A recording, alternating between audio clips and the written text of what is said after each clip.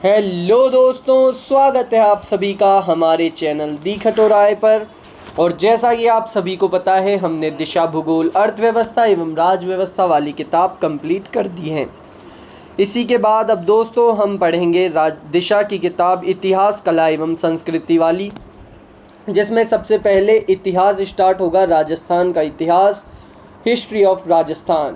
पहला भाग है पुरातात्विक स्थल। उसका पहला प्रश्न है दोस्तों, राजस्थान में पुरातात्विक सर्वेक्षण कार्य सर्वप्रथम 1871 ईस्वी में प्रारंभ करने का श्रेय किसे जाता है? उत्तर है पहला, ACL कालाइल। व्याख्या: भारतीय पुरातत्व सर्वेक्षण विभाग की स्थापना अलेक्जेंडर कनिंघम के नेतृत्व में 1861 ईस्वी में की गई थी। राजस्थान में पुरातात्विक सर्वेक्षण कार्य सर्वप्रथम 1871 ईस्वी में प्रारंभ करने का श्रेय ACL कालाइल को दिया गया है। उन्होंने दौसा क्षेत्र से कठोर पाषाण व मानव अस्थियों की प्राप्ति की सूचना दी। 1902 ईस्वी में जॉन मार्शल के द्वारा इसका पुनर्गठन हुआ।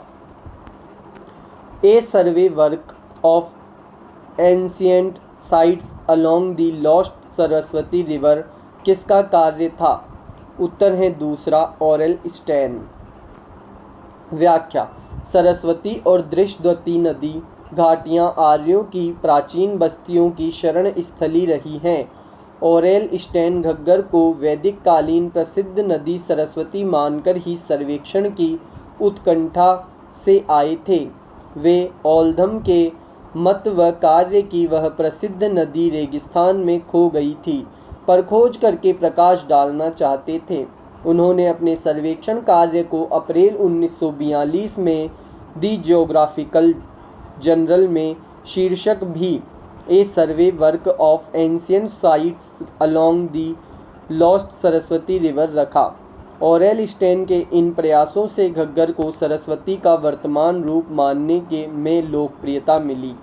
कालीबंगा उत्तरी राजस्थान के हनुमानगढ़ जिले में किस नदी के किनारे स्थित हैं? इसका उत्तर है दोस्तों पहला, घग्गर। व्याख्या: कालीबंगा में सरस्वती व दृशद्वती नदियों की घाटियों में हड़प्पा कालीन विकसित सभ्यता के अवशेष प्राप्त हुए हैं। इन नदियों का वर्तमान स्वरूप घग्गर नदी है।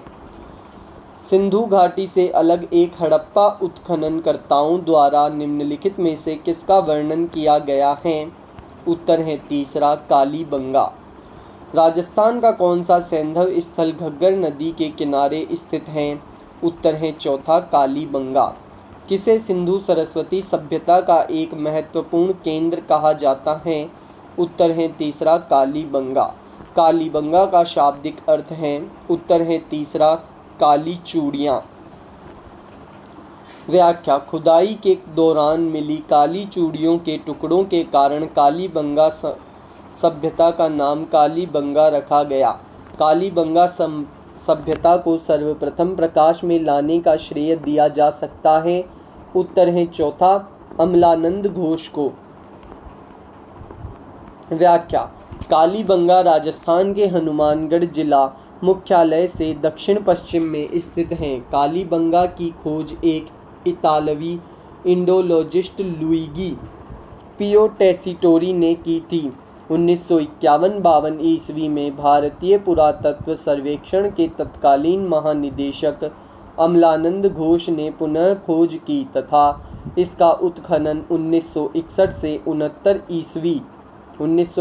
1969 ईस्वी के मध्य में बीबी लाल, BK थापर, श्री MD खरे, KM श्रीवास्तव, SP श्रीवास्तव ने करवाया। वर्ष 1961 से 1969 की अवधि के दौरान निम्न में से कौन पुरातत्ववेत्ता कालीबंगा के उत्खनन से संबंधित नहीं है? उत्तर है पहला, RC अग्रवाल। ये संबंधित नहीं है कालीबंगा के उत्खनन से, लेकिन इसके अलावा तीनों संबंधित हैं। दूसरा, तीसरा, चौथा संबंधित है। दूसरा है बीबी लाल, तीसरा है BK थापर, चौथा है MD खरे। कालीबंगा राजस्थान के किस स्थान पर स्थित है? उत्तर है तीसरा, हनुमानगढ़। कालीबंगा पुरातत्व स्थल की खुदाई में बीबीलाल के सहयोगी नहीं रहे? उत्तर है चौथा ए त्रिपाठी। इसके अलावा पहला, दूसरा और तीसरा जो ऑप्शन है वो बीबीलाल के सहयोगी थे पुरातत्व स्थल की खुदाई के अंदर, कालीबंगा की पुरातत्व स्थल की खुदाई के अंदर, जो कि थे M D. Khare, K M. Srivastava, S P. Jain. Professor Amalananda Ghosh ने किस वर्ष राजस्थान में कालीबंगा स्थल की पुनः खोज शोध की थी? उत्तर है पहला 1952। राजस्थान में 1952 ईस्वी में अमलानंद घोष ने किस सभ्यता की खोज की? उत्तर है पहला कालीबंगा। कालीबंगा स्थल हनुमानगढ़ जिला मुख्यालय से किस दिशा में स्थित है? उत्तर है तीसरा दक्षिण पश्चिम।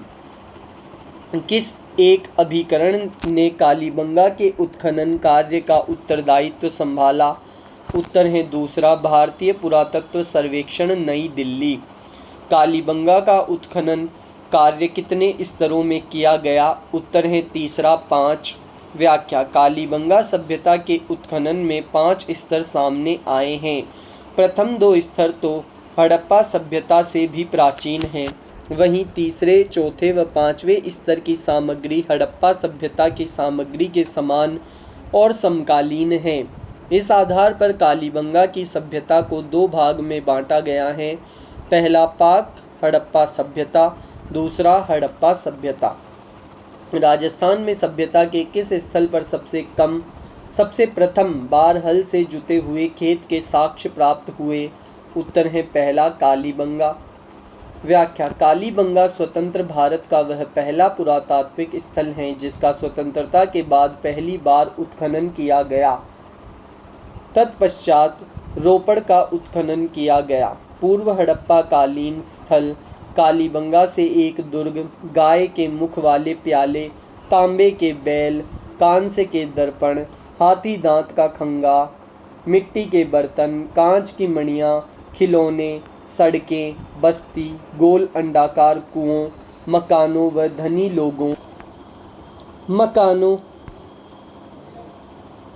धनी लोगों के आवासों के अवशेष प्राप्त हुए हैं। इस स्थल से जुते हुए खेतों के अवशेष रक्षा प्राचीर के बाद दक्षिण पूर्वी भाग में मिले हैं। हड़प्पा कालीन कालीबंगा में से 7 अग्निवेदियां प्राप्त हुई हैं। बस्ती के गंदे पानी के निकास के लिए यहाँ लकड़ी व ईंटों की नालियाँ बनी हुई थी। पाक हड़प्पा युगीन संस्कृति डैश में प्राप्त हुई है, यानी कहाँ पर प्राप्त हुई है? उत्तर है चौथा कालीबंगा में। कालीबंगा पुरा स्थल के किस दिशा में जुता हुआ खेत मिलता है? उत्तर है तीसरा दक्षिण पूर्व। कालीबंगा सभ्यता के संदर्भ में सबसे असत्य कथन का चयन करें। इसका उत्तर है दोस्तों चौथा, कालीबंगा में जुताई वाले खेत का कोई प्रमाण नहीं मिला है। ये कथन गलत है क्योंकि जुताई वाले खेत का प्रमाण मिला है। और इसके अलावा फर्स्ट, सेकंड, थर्ड ऑप्शन भी बिल्कुल सही है। फर्स्ट ऑप्शन है प्राचीन दृष्टद्वती और सरस्वती नदी घाटी वर्तमान घग्गर नदी क्षेत्र ने कालीबंगा की सभ्यता को जन्म दिया। दूसरा, यह सभ्यता राजस्थान के हनुमानगढ़ जिले में स्थित है। तीसरा, कालीबंगा एक सुनियोजित शहर था। घरों के निर्माण के लिए धूप में बनी ईंटों का उपयोग किया जाता था। ये तीनों कथन बिल्कुल सही हैं। निम्नलिखित में से किस स्थल से उत्खनन में अग्नि वेदिकाएं मिली थी? उत्तर है चौथा कालीबंगा। निम्नलिखित में से किस पुरातत्व स्थल पर घरों में अंडाकार कुएं मिले हैं? उत्तर है चौथा कालीबंगा। कालीबंगा क्षेत्र से कितनी अग्नि वेदिकाएं प्राप्त हुई हैं? उत्तर है दूसरा 7। कौन सा एक कालीबंगा सभ्यता से संबंधित नहीं है? उत्तर है दूसरा लोहे के उपकरण। निम्न में से कौन सा पुरावशेष कालीबंगा से संबंधित नहीं है?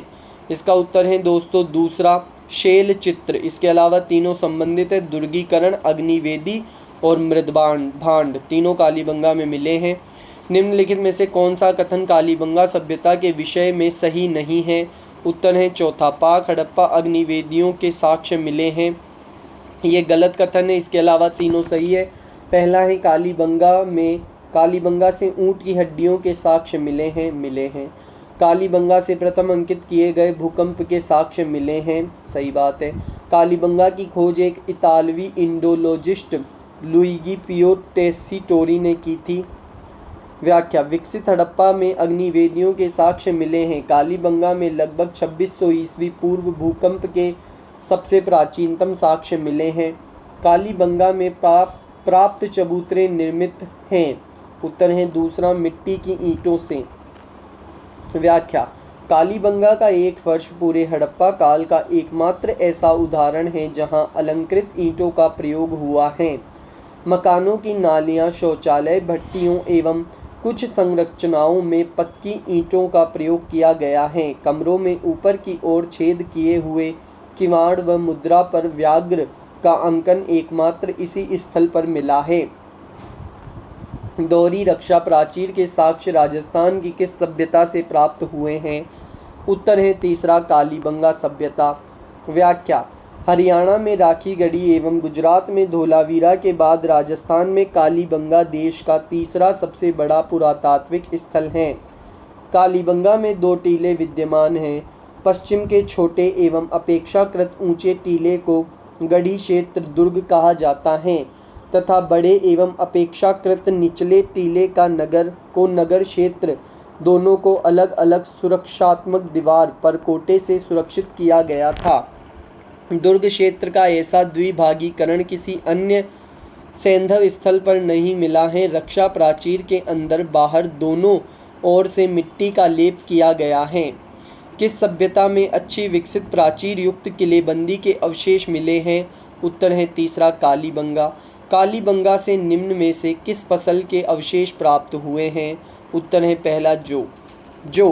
कालीबंगा सभ्यता के लोग गेहूं एवं जौ का प्रयोग करते थे। चना, बाजरा और सरसों के साक्ष्य भी मिले हैं। यहाँ कांसे का दर्पण, हाथी दांत का कंघा, सोने व मूंग व सीपों के आभूषण भी मिले हैं। सोने व मूंगे किसके साक्ष्य कालीबंगा के पुरास्थल के उत्खनन से प्राप्त नहीं हुए हैं? उत्तर है तीसरा, चावल नहीं मिला है दोस्तों कालीबंगा के अंदर। इसके अलावा गेहूं, बाजरा, हाथी दांत की कंघी, ये तीनों चीज़ें मिली है। राजस्थान के किस स्थल से प्राप्त मृद भांडों को लाल धरातल पर काले रंगों की सुंदर ज्यामितिक डिजाइन से सजाया गया है? उत्तर है चौथा, कालीबंगा को। व्याख्या, कालीबंगा से प्राप्त हड़प्पा कालीन मृद भांडों को उनके आकार, बनावट और मुख्यतः उनके रंग के आधार पर 6 उपभागों में विभाजित किया गया है। अलंकरण के लिए लाल धरातल पर काले रंग का ज्योमितीय पशु पक्षी का चित्रण बहुतायत से मिलता है।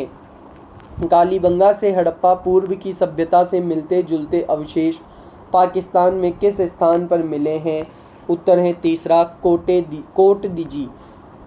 व्याख्या, कोट डिगी पाकिस्तान के सिंध प्रांत में सिंधु नदी के तट पर स्थित इस स्थल के अग्नि में 2 बार नष्ट होने के साक्ष्य प्राप्त हुए हैं। यहाँ पाक हड़प्पा युगीन संस्कृति के भी अवशेष मिले हैं। कोट डिगी सभ्यता का संबंध रहा है? उत्तर है पहला, हड़प्पा पूर्व की सभ्यता से। किसने कालीबंगा को सिंधु घाटी साम्राज्य की तृतीय राजधानी कहा है? उत्तर है तीसरा, दशरथ शर्मा ने। व्याख्या, इतिहासवेत्ता दशरथ शर्मा ने कालीबंगा को सिंधु घाटी साम्राज्य की तृतीय राजधानी कहा है। कालीबंगा की सभ्यता किस सभ्यता से संबंधित है? उत्तर है दूसरा, सिंधु घाटी सभ्यता से। आहड़ का प्राचीन नाम था दोस्तों, इन ऑप्शंस के अंदर नहीं है, लेकिन हम आगे पढ़ेंगे तो पता चलेगा कि आहड़ का दूसरा नाम था अघाटपुर, आघट दुर्ग।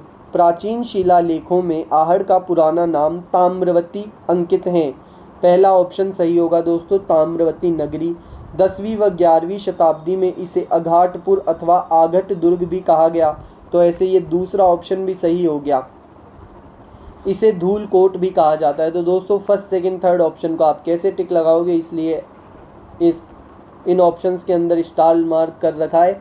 तो आहड़ का प्राचीन नाम था ताम्रवती नगरी, आघातपुर, धूलकोट। अगर एक ऑप्शन हो ऐसा तो आप उसको टिक करके आ जाएं। किस सभ्यता को धूलकोट भी कहते हैं? उत्तर है चौथा, आहड़।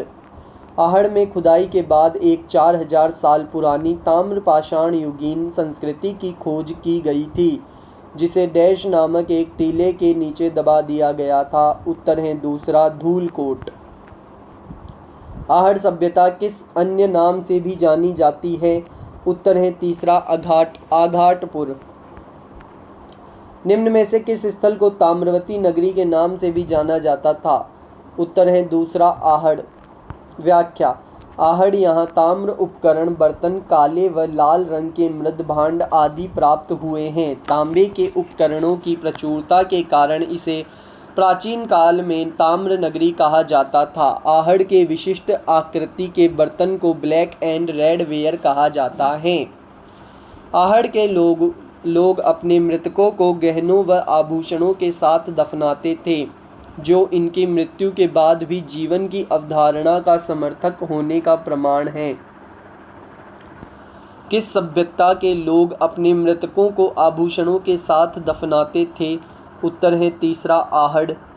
आहड़ सभ्यता का उत्खनन कार्य 1953 में सर्वप्रथम किसके निर्देशन में हुआ था? उत्तर है चौथा अक्षय कीर्ति व्यास। व्याख्या: आहड़ स्थल की खोज सर्वप्रथम 1953 में अक्षय कीर्ति व्यास ने तथा रत्नचंद्र अग्रवाल ने 1954 ईस्वी में की। 1961-62 ईस्वी में हसमुख धीरजलाल सांकलिया के नेतृत्व में इस स्थल का उत्खनन करवाया गया। आहड़ का संपूर्ण कालक्रम दो कालखंडों में बांटा जा सकता है। प्रथम कालखंड ताम्रयुगीन व द्वितीय कालखंड लोहयुगीन सभ्यता के घोतक हैं। निम्न में से कौन सा प्राचीन स्थल उत्खनन करता सम्मिलित नहीं है? उत्तर है दूसरा आहड़ एसपी जैन। आहड़ का उत्खनन कार्य किसके नेतृत्व में निष्पादित हुआ? उत्तर है पहला एचडी सांकलिया। आहड़ सभ्यता स्थित है? उत्तर है दूसरा बनास।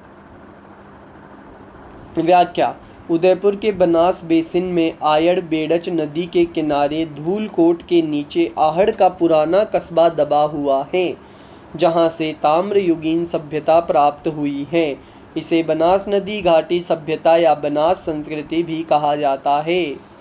पुरा स्थल आहड़ से प्राप्त प्राचीन अवशेष संबंधित हैं। उत्तर है तीसरा ताम्र पाषाण युग से।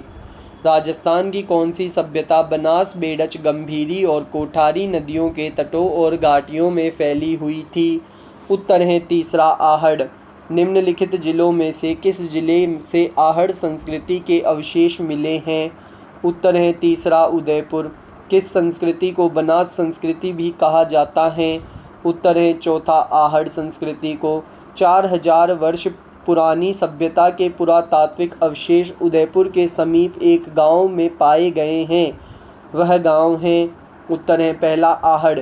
व्याख्या: यह सभ्यता आज से लगभग 4000 वर्ष प्राचीन है। डॉक्टर गोपीनाथ शर्मा ने आहड़ सभ्यता का समृद्ध काल 1900 ईस्वी पूर्व से 1200 ईस्वी पूर्व तक माना है। तो दोस्तों, इसी के साथ पुरातात्विक स्थल का पहला भाग कंप्लीट होता है। ये थोड़ा और बचा हुआ है, इसको हम कल पढ़ेंगे। और ऐसे ही वीडियोस को फॉलो करते रहें। वीडियो अच्छा लगा हो तो वीडियो को लाइक करें, चैनल को सब्सक्राइब अवश्य करें। अभी तक पहला भाग कंप्लीट नहीं हुआ है दोस्तों, आगे भी है ये पहला पार्ट, लेकिन हम ये फ़ोटोज़ थोड़ी क्लियर नहीं है तो इनको क्लियर करके फिर नेक्स्ट क्लास में पढ़ेंगे।